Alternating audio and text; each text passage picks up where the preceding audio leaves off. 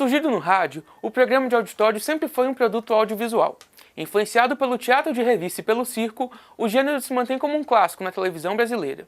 Hoje, vamos discutir a importância desses programas e como eles são recebidos pelo público. O Para Todos de hoje está no ar.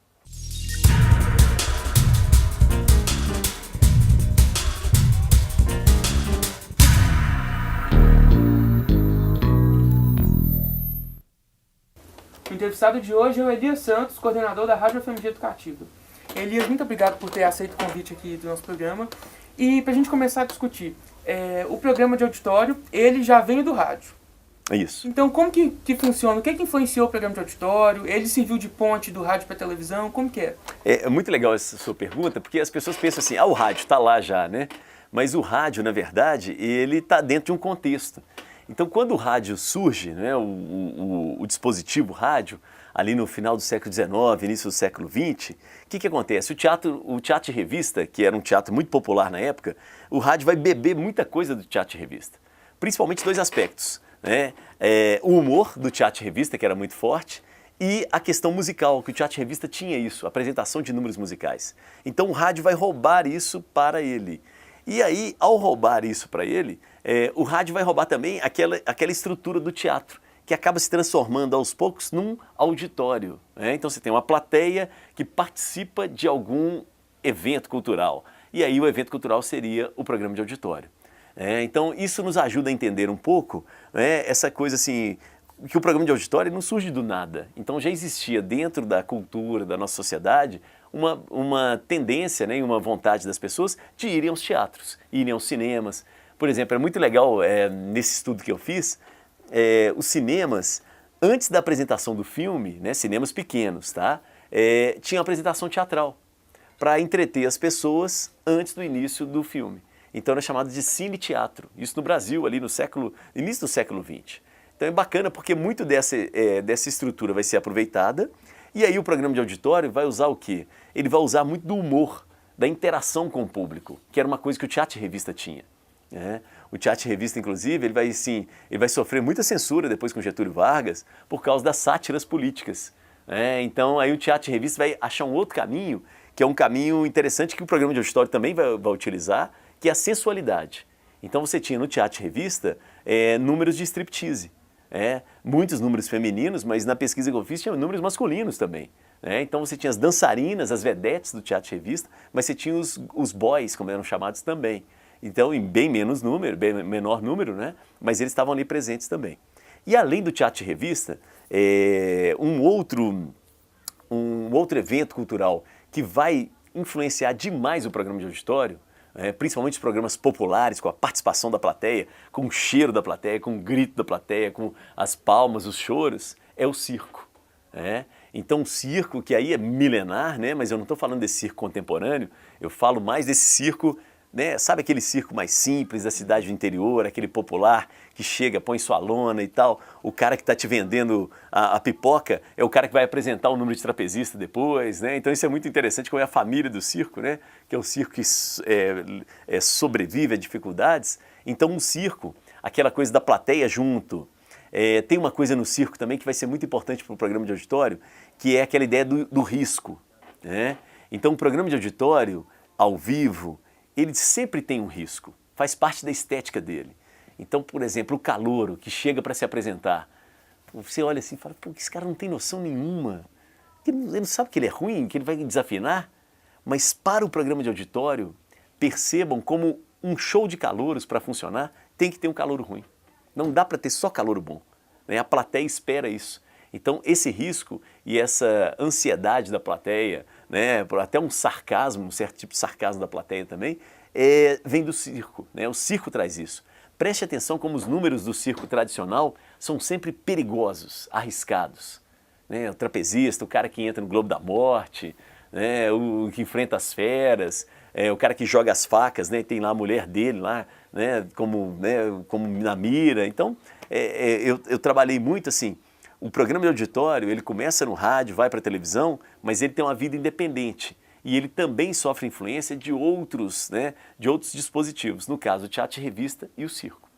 E aí, todo programa que tem uma plateia, ele é de auditório ou não? Porque a gente pode pensar numa tentativa de diminuir o ruído com o passar dos anos? Sim, mas aí é uma questão técnica da televisão, né? É uma televisão que, na verdade, se cria um padrão de televisão no Brasil ali a partir dos anos 70, puxado principalmente pela TV Globo, a Rede Globo de televisão, que é um padrão de qualidade, famoso padrão global. E as outras emissoras vão tentar o tempo inteiro imitar esse padrão. E aí isso tudo fica muito difícil nos anos 70, nos anos 80 e 90, por causa do custo dos equipamentos. Mas hoje, com a digitalização da produção audiovisual, você consegue uma qualidade boa. Então hoje, o padrão da Globo, ele ainda é melhor do que das outras emissoras, mas a distância já foi bem maior, né? E aí essa coisa desse padrão global traz também para a gente um certo olhar treinado do telespectador de uma coisa muito limpinha, sem ruídos, né? E a televisão não é assim, né? A televisão é feita por a comunicação, o processo de comunicação tem erro o tempo inteiro, tem ruídos, né? Tem coisas imprevisíveis. Então a comunicação ela é humana, né? Ela está na base do ser humano. Então quando você limpa demais esse produto, fica algo artificial. E aí eu acho que o Chacrinha faz muita falta hoje, porque o Chacrinha tinha algo sujo, algo popular, que hoje eu sinto falta nos programas de auditório. Em alguns momentos a plateia está até no escuro, como é o caso, por exemplo, do CQC. A plateia não aparece, né? Nos programas, né, de talk show que temos na noite adentro, em madrugada adentro no Brasil, você tem a plateia que aparece muito pouco também, basicamente o áudio dela, né? Então essa coisa da plateia, fazer uma brincadeira com a plateia, pegar alguém da plateia para participar, isso se arrisca pouco nisso, muito pouco. Então acho que hoje você tem programas de auditórios muito burocráticos, né?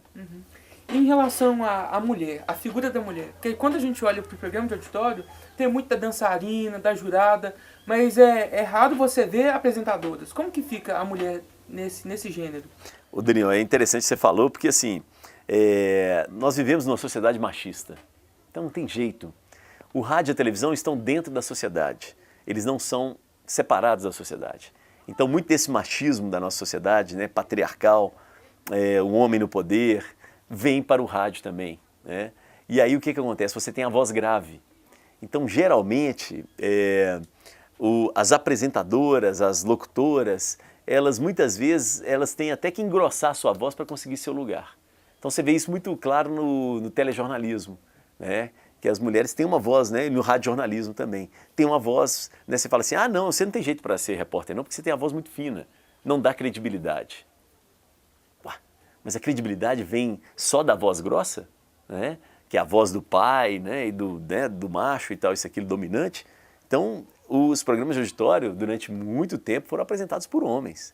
Até hoje, a grande maioria são homens, dentro de uma ideia de uma sociedade machista. E a mulher, o lugar dela é ali como objeto, né? Que é aquela coisa da mulher objeto, a dançarina, no máximo uma jurada, né? Mas essa coisa da dançarina é muito forte também, porque mais uma vez remete ao teatro de revista. Vai remeter às vedetes, né? E no meu trabalho, eu procuro trabalhar com essa dançarina que não sai de moda, né? E que ela continua até hoje. Então, se você teve as chacretes, num determinado momento, você teve as agazetes, você tem as paniquetes, né? E por aí vai. Então, são mulheres que muitas vezes, assim, elas são quase como divas e objetos ao mesmo tempo.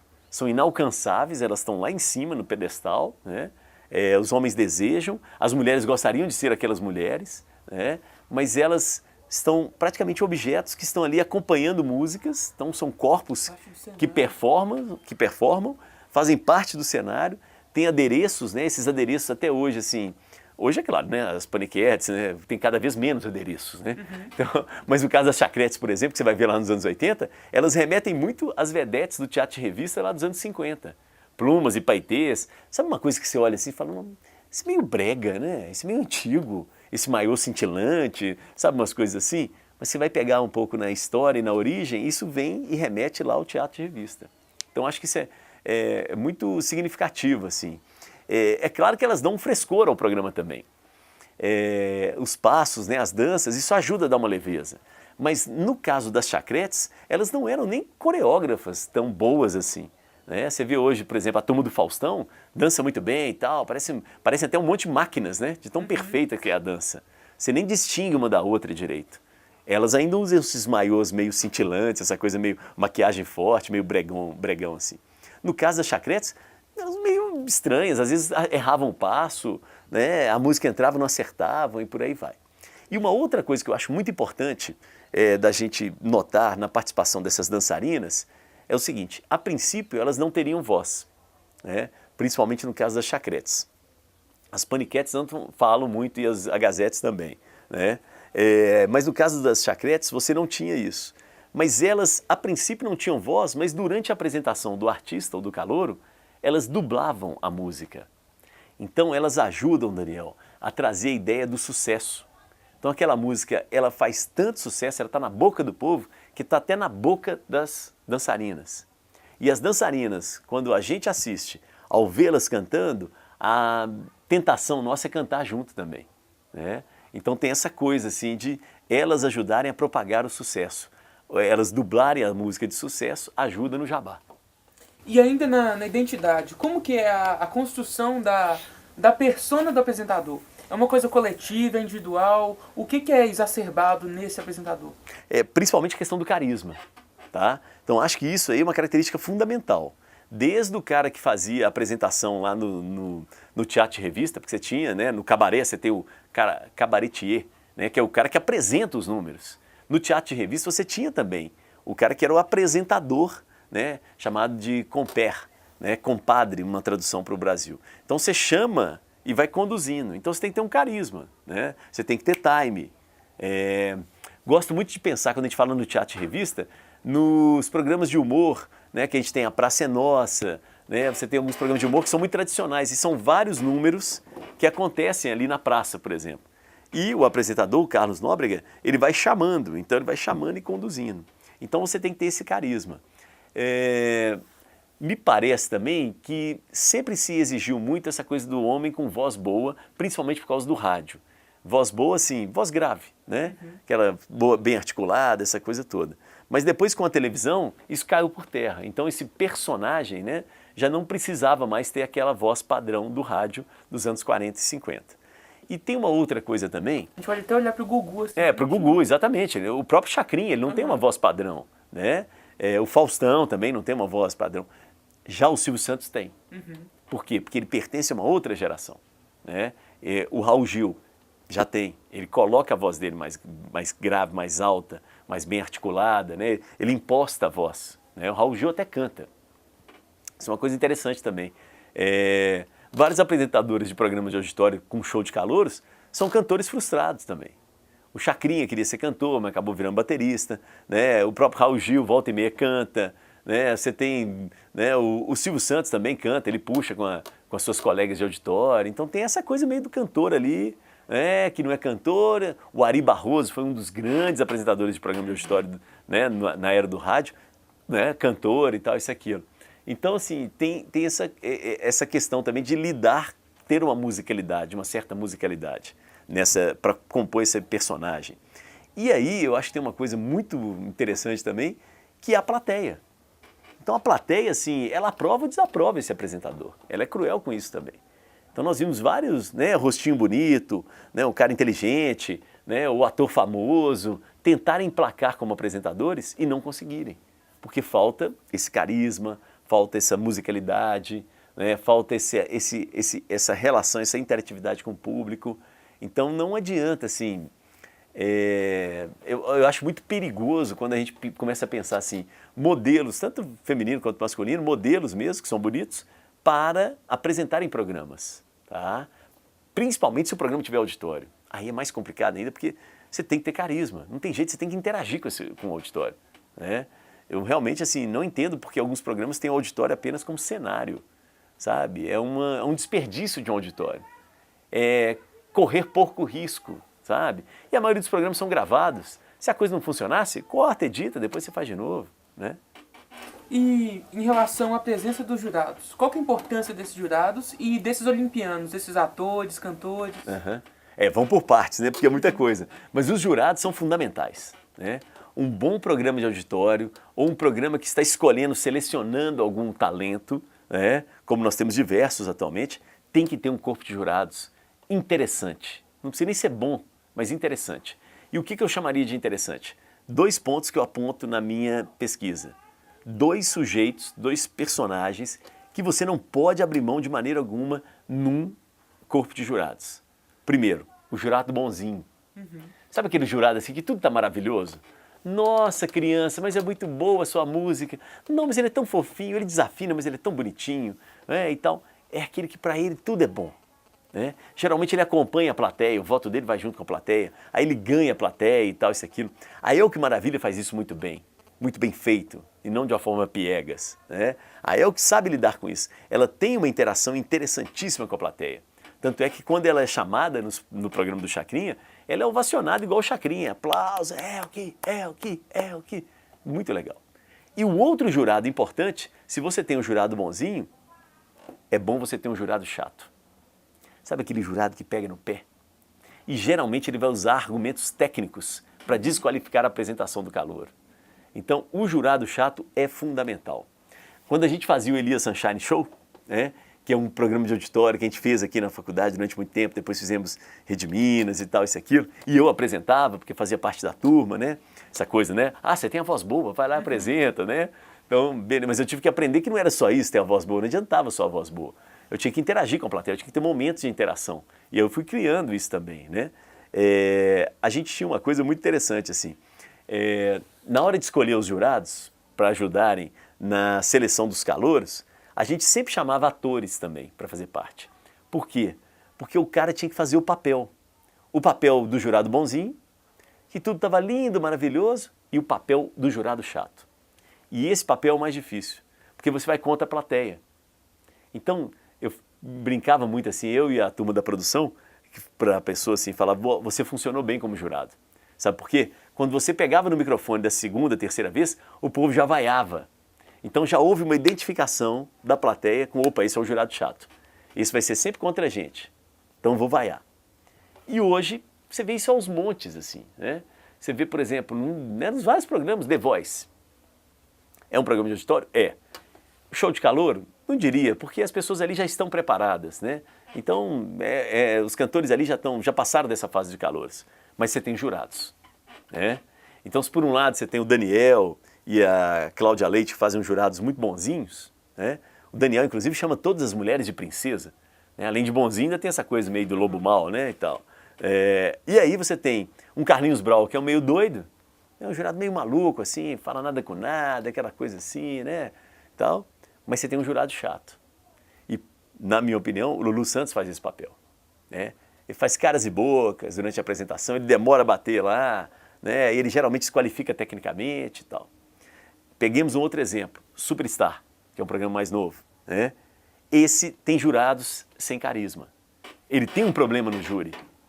Não sei se as pessoas conseguem perceber isso. Há algo de estranho no programa. E esses olimpianos que eles vêm, os atores, os cantores, qual que é a importância deles? Porque eles vêm no programa e ao mesmo tempo o público se aproxima, mas continua distante.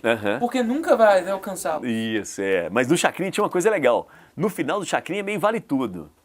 O Chacrinha liberava a arquibancada e a galera ia para cima dos artistas e tal. Tanto é que, se você reparar, né, a turma do holding já botava os artistas, os jurados, para ir para o camarim o mais rápido possível, porque tinha uma hora que o Chacrinha liberava e rolava uma tensão ali. Né? Na verdade, é aquela velha, né, esquema da indústria cultural que funciona de mão dupla.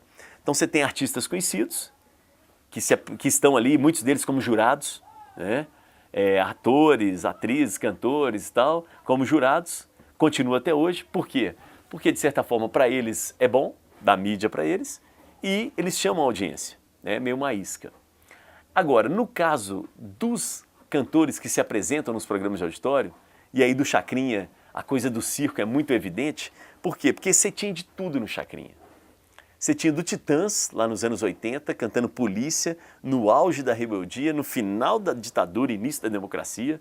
Um Titãs que representava um rock paulista, uma cena urbana, né? E ao mesmo tempo, no mesmo programa, você tinha o Chiclete com Banana, que começava a surgir ali no movimento do axé, né? Axé de raiz, axé roots, né? Como se fala hoje. Esse axé do início, no final dos anos 80 ali.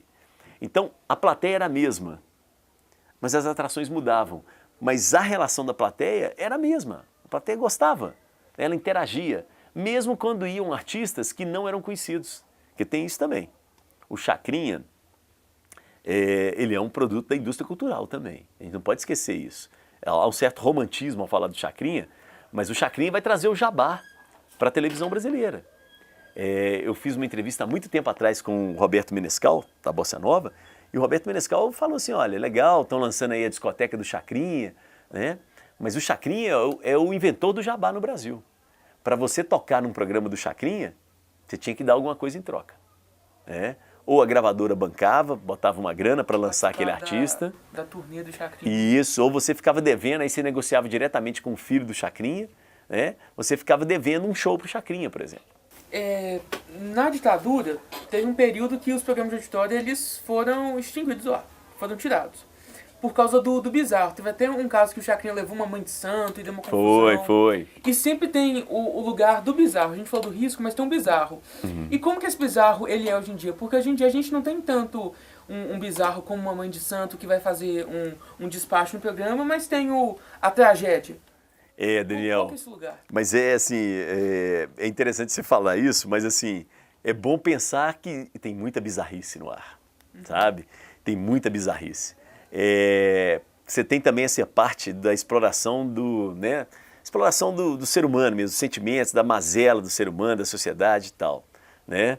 Mas você tem as coisas bizarras, como por exemplo, Michael Jackson não morreu. Isso é muito bizarro. Imagens, né, que mostram que ele estaria ali e tal, aquela coisa toda. Então continua o bizarro ainda faz muito sucesso. Procure assistir o programa do Ratinho. Ali é uma bizarrice, continua a bizarrice ao extremo, assim. Né? E o bizarro passa pelos personagens que fazem parte, pessoas meio deformadas, né? Aquela coisa do anão, né? O anão do circo, né? Tá ali, né? A cara, o cara desdentado, aquela coisa toda, né? Mas você tem também, assim, situações bizarras. Bom, teve um tempo que a briga no domingo à tarde entre Gugu e Faustão. Essa foi uma briga histórica ali nos anos 90, nos anos 2000. E a famosa piscina do Gugu. O Faustão precisava reagir porque ele estava perdendo audiência para a piscina do Gugu. Né? Uma baixaria fantástica, né? Com sabonete no meio, biquíni, escorrega daqui, escorrega dali. Bizarro, né? Bizarro. E as pessoas nessa parada, né? E aí o Faustão, para reagir, não dava para ele fazer a piscina do Faustão, senão ia ficar muito na cara. Ele cria o sushi, né? Que era um sushi do amor. Então a comida japonesa começava a fazer sucesso no Brasil, essa coisa toda. Então ele apresentava durante a tarde vários sushis, né? O sushi man ia lá e fazia os pratos. Só que os pratos eram servidos em corpos das mulheres, nuas, né? Ou seminuas, deitadas na mesa. Né? Então a bizarrice ela anda aí, o tempo inteiro ela está perto da gente. É por isso que eu acho que é preciso tomar um certo cuidado assim, com esse negócio da audiência a qualquer custo. Porque leva a experiências meio complicadas. A questão do PCC. Isso, você lembrou muito bem, né? Que o Gugu simula, né, uma entrevista com líderes do PCC, inclusive que ameaçam o padre Marcelo Rossi, ameaçam o prefeito da época. E aí, de quem foi a culpa? Sempre arrebenta para o lado mais fraco, da produção. O produtor do Gugu. O Gugu falou que não sabia. Horas, não sabia. Menos, né? Então, acho que é meio complicado. Então, você tem isso aí ainda, até hoje, sendo explorado. Na época do Chacrinha, só para aproveitar aqui, você citou a ditadura, não que o Chacrinha fosse comunista, né? Muito longe disso, inclusive. Né? Silvio Santos fosse comunista, de maneira alguma. Mas eles faziam programas populares, né? E isso irritava as pessoas, principalmente uma parcela da população muito reacionária, né? Uma parcela da população, né, que sempre foi muito conservadora no Brasil. E essa parcela nem sempre é das classes populares. Né? Muitas vezes está na classe, né, que até estudou, que tem boas condições financeiras e tal. O Chacrinha, ele tinha um concorrente na época, ali, aí eu já falo dos anos 60, ele estava na Globo, o Chacrinha, e aí o concorrente dele em outra televisão, se não me engano, Record e tal, era o Flávio Cavalcante. Né? E o Flávio Cavalcante tinha um estilo terno e gravata, só que ele tinha uma coisa que irritava muito os tropicalistas. Ele tinha uma coisa do bom gosto, da boa música. Então, quando ele não gostava de uma música, ele pegava o disco e quebrava no ar, assim. Pá. Muito ruim. Principalmente sertanejo, caipira na época, né? Então ele quebrava e tal, isso aqui. Ó. E os tropicalistas não gostavam disso, criticaram várias vezes, entraram em vários debates, falando, olha, tudo é música, tudo é cultura, né? O tropicalista trabalhava, inclusive, com a mistura da geleia geral, essa coisa toda bem brasileira, né? Os tropicalistas vão tomar muita pancada também. O Chico é um que vai dar pancada neles, né? No Gil e no Caetano, por quê? Pô, guitarra, o Chico brincava assim, pô, agora nós vamos fazer serenata o quê? Tem que ligar na tomada, né? Com guitarra? Pô, guitarra não é coisa da cultura brasileira, né? Aí teve uma passeata a favor da guitarra e teve uma passeata contra a guitarra, né? Então isso é muito legal no documentário dos tropicalistas, mostra essa tensão. Porque os caras queriam misturar tudo, então eles traziam a guitarra de fora do rock and roll para misturar com a música brasileira. Que naquele momento não tinha rock, né? O rock era muito incipiente, no máximo aí os Mutantes e tal, né? Então assim, você vai ter um episódio que vai ser interessante. Quando, no início, na virada dos anos 60 para os anos 70, a Globo não era primeiro lugar de audiência e ela vai trazer algumas pessoas, diretores do mercado publicitário, para ajudar na criação do padrão global. Dentre eles, o mais famoso, o Boni, né? O Walter Clark também veio, né? E eles vieram para criar esse padrão. Então a missão deles era a seguinte, olha, não precisamos de audiência, nós precisamos de qualidade da nossa programação. E os programas de auditório eram um problema. E o Chacrinha e o Silvio Santos estavam na Globo nessa época, né? E o Chacrinha se incomodava muito com o Flávio Cavalcante, porque os dois eram concorrentes de emissoras diferentes. E aí tem um episódio que é muito interessante, que está citado no livro do Boni, que o Boni fala com o Chacrinha, fala, olha, para com esse negócio de ficar imitando o Flávio Cavalcante. Você já trouxe o pai de santo, Flávio Cavalcante. Não, aqui nós temos um padrão de qualidade, né? Só que o Chacrinha era indomável, cara, indomável. E aí o que acontece? O programa do Chacrinha era ao vivo, então você não tinha como cortar, né? E eis que o Chacrinha, logo depois dessa conversa, tudo acertado, queria melhorar, porque senão o Boni ia começar a tirar patrocinador dele e tal, isso e aquilo. Aí o Chacrinha produz, né, um concurso de cachorro com mais pulga. Então leva os cachorros para o palco e começa a tirar as pulgas, né? Pedir para os ajudantes de palco tirar a pulga do cachorro no meio daquela bagunça, daquele monte de gente no auditório. O Boni entra em pânico, né? O Walter Clark desiste do Chacrinha. Ele fala, olha, eu não trabalho mais com o Chacrinha, estou fora, né?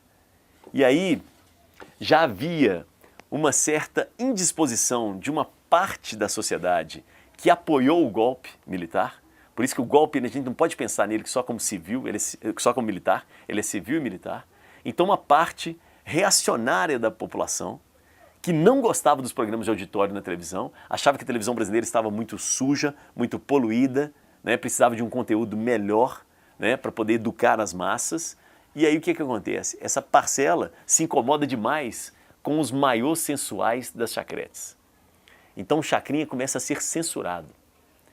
E aí a pressão é tão grande, vem por parte de setores reacionários da sociedade e por parte de um desejo da emissora, da Globo, de criar o seu padrão de qualidade, e o Chacrinha é indomável, né? O Chacrinha é afastado da Globo. É nesse momento, no início dos anos 70, que os programas de auditório passam por um período muito difícil no Brasil. Ninguém quer, porque é treta. Ter programa de auditório ao vivo, isso vai dar problema com a censura. O Silvio só não é demitido porque ele era meio que inquilino da... O Silvio comprava horário, né? É louco a gente pensar nisso, né? E aí o Silvio Santos ele vai lutar, vai pingar de uma emissora para outra, junto com o Chacrinha também, né? Cada um no seu quadrado, vamos dizer assim. Até o Silvio Santos, nos anos 80, 82, conseguiu uma concessão de um canal, que é o SBT, de um pool. Elias, muito obrigado por ter aceito o nosso convite. Tranquilo. Para tudo de hoje, fica por aqui. Um grande abraço e até semana que vem.